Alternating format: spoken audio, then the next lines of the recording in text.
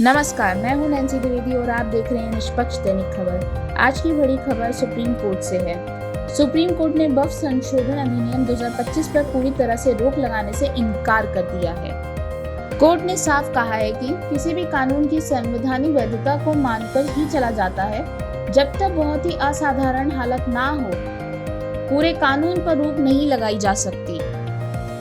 हालांकि supreme court ने इस अधिनियम में कुछ अहम धाराओं पर रोक लगा दी है। इसमें धारा 3, 9, 14, 23, 36, 104, 107 और 108 शामिल हैं। धारा 3, इसमें कहा गया था कि जो व्यक्ति वक्फ बनाना चाहता है उसे ये साबित करना होगा कि वह कम से कम 5 साल से इस्लाम धर्म का पालन कर रहा है। सुप्रीम कोर्ट ने इस प्रावधान को रोकते हुए कहा, जब तक सरकार इसके लिए कोई स्पष्ट नियम या तंत्र नहीं बनाती तब तक ये कानून लागू नहीं होगा, वरना ये मनमाने ढंग से इस्तेमाल किया जा सकता है।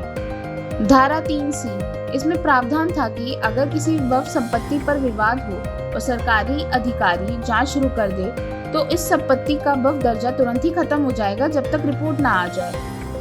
कोर्ट ने इसे भी रोक दिया और कहा कि किसी सरकारी अधिकारी जैसे कलेक्टर को वक्फ का या नागरिकों के अधिकार तय करने का अधिकार देना संविधान की शक्तियों के बंटवारे के सिद्धांतों के खिलाफ है।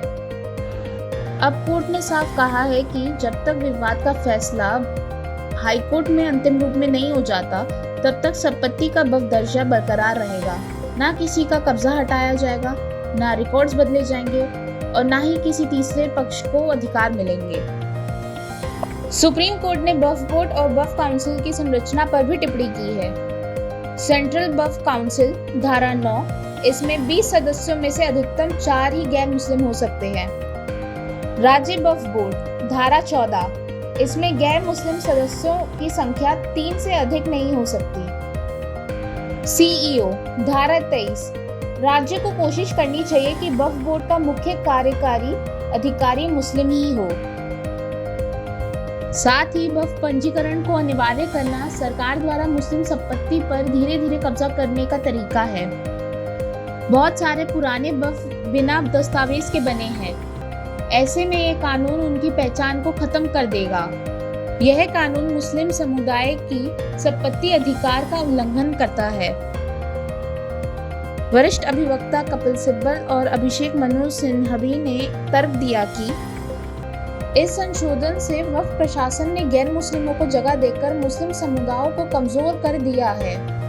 हिंदू मंदिरों या सिख गुरुद्वारों में तो किसी भी अन्य संप्रदाय के किसी भी व्यक्ति को प्रबंधक समिति या प्रबंधक समिति का अध्यक्ष या सदस्य नहीं बनाया जाता है, फिर वक्फ संपत्ति में ऐसा क्यों? केंद्र ने कानून का बचाव करते हुए कहा कि पंजीकरण करना जरूरी है क्योंकि बड़ी संख्या में संपत्तियों पर अतिक्रमण हो चुका है। सरकार ने तर्क दिया कि वक्फ बनाने की परंपरा इस्लाम का अनिवार्य धर्म नहीं है बल्कि ये सामाजिक व्यवस्था है। इसलिए राज्य को अधिकार है कि वे धार्मिक संपत्ति की वित्तीय और संपत्ति प्रबंध व्यवस्था को नियंत्रण करें ताकि पारदर्शिता बनी रहे। परंतु सुप्रीम कोर्ट ने कहा कि पूरी तरह कानून पर रोक नहीं लग सकती, लेकिन कई विवादित धाराओं पर फिलहाल रोक लगाई जा सकती है। कोर्ट ने कहा कि याचिकाकर्ता आगे चलकर पूरे कानून को चुनौती दे सकते हैं।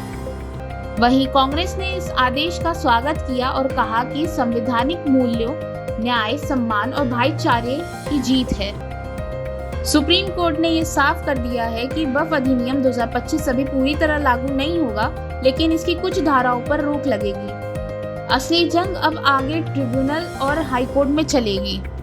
मैं हूं नैन्सी द्विवेदी और आप देख रहे हैं निष्पक्ष दैनिक खबर।